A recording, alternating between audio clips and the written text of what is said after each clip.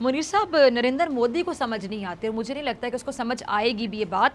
और शायद ये सवाल भी मेरे जहन में आता है कि कहीं मोदी को इस बात का डर तो नहीं है कि अगर इंसाफ हो गया तो कश्मीर उसके हाथ से निकल जाएगा, कश्मीरी तो उसके साथ रहना ही नहीं चाहते। ये तो उनको एहसास है कि कश्मीर उनके साथ, कश्मीरी उनके हिंदुस्तान के साथ नहीं रहना चाहते हैं। हर वक्त इनको 9 लाख फौज वहाँ खड़ी करनी है। ऊपर से एक तरफ से पाकिस्तान है, दूसरी तरफ से चीन है। उनको भी बहुत सारी मुश्किलात हैं कि एक आइडियोलॉजिकल फैशिज्म की पार्टी है कि फिर इनको तंजीमों को ताले लगा देने चाहिए, उन दफातर को बंद कर देना चाहिए जो कि कश्मीर पे इतना जुल्म होता देख के भी खामोश हैं। बड़ी ताकतें हैं जिनकी तिजारत है, स्ट्रेटेजिक रिलेशनशिप्स हैं हिंदुस्तान के साथ, वो उनका पब्लिकली मुंह तो बंद है। वो लोग नहीं रहना चाहते या कह लें कि जान छुड़ाना चाहते हैं रियासती दहशतगर्दी से, और भारत ज़बरदस्ती काबिज़ है। मकबूजा कश्मीर पे गासिबाना कब्जा किया पर 2 साल मुकम्मल हो चुके हैं, लेकिन सर फिर भी भारत को कोई असर नहीं हो रहा है, दुनिया भी खामोश है और आज भी हमारे जो कश्मीरी भाई हैं अपनी मर्जी से सांस तक नहीं ले सकते।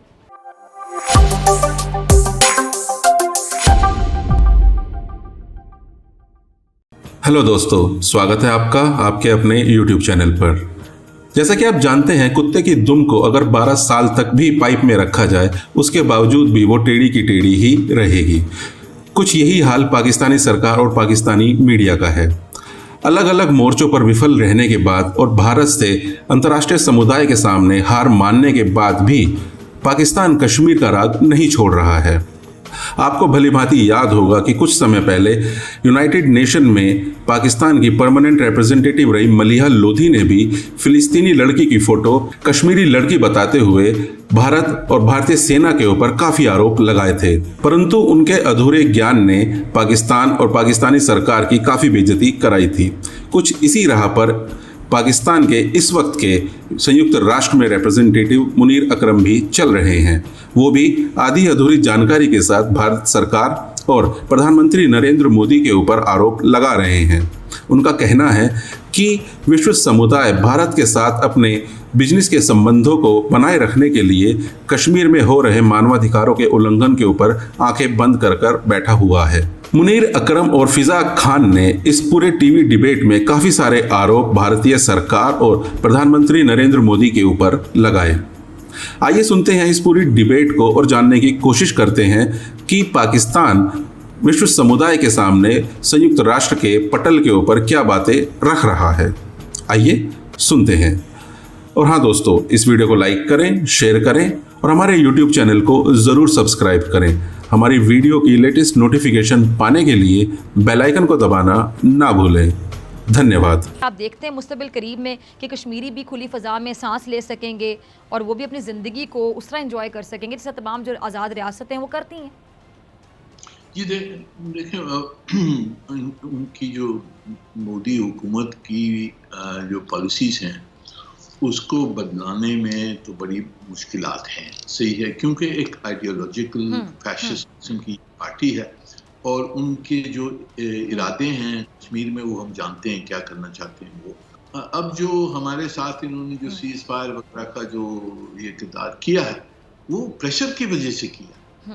पहले तो बहुत धमकियां दे रहे थे ना हमें कि हम आपके खिलाफ ये कर लेंगे वो कर लेंगे।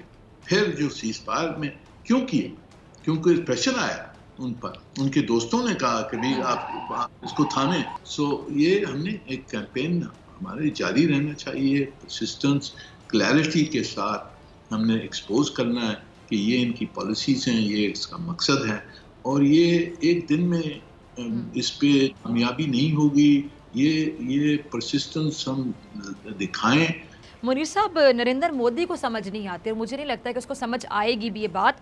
और शायद ये सवाल भी मेरे जहन में आता है कि कहीं मोदी को इस बात का डर तो नहीं है कि अगर इंसाफ हो गया तो कश्मीर उसके हाथ से निकल जाएगा, कश्मीरी तो उसके साथ रहना ही नहीं चाहते। जी ज़रूर, अब ये तो उनको एहसास है कि कश्मीर उनके साथ, कश्मीरी उनके हिंदुस्तान के साथ नहीं रहना चाहते, इसीलिए तो 9 लाख फौज उन्होंने वहाँ खड़ी की है और फौज के जरिए कब्जा किया है। तो ये तो फोर्सिबल कॉलोनियल मिलिट्री ऑक्यूपेशन के तहत उन्होंने जमीन जो है कश्मीर की उस पे होल्ड किया है, जो कश्मीरी अवाम है वो तो उन्होंने लूज कर दिया।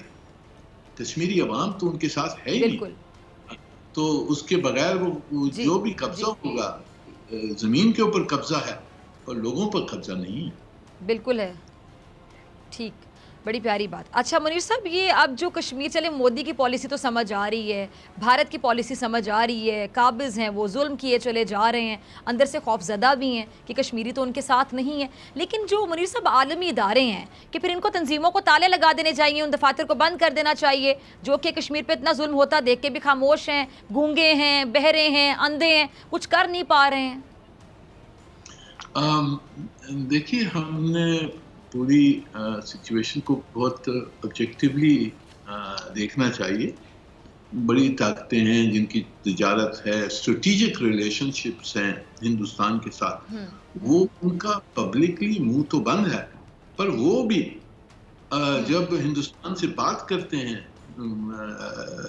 कमरों में, वो भी उनसे कहते हैं कि आप खुदा के लिए कुछ करें, आपकी लेजिटिमेसी खराब हो रही है, आप हमारा भी नाम खराब कर रहे हैं क्योंकि हम आपके दोस्त हैं।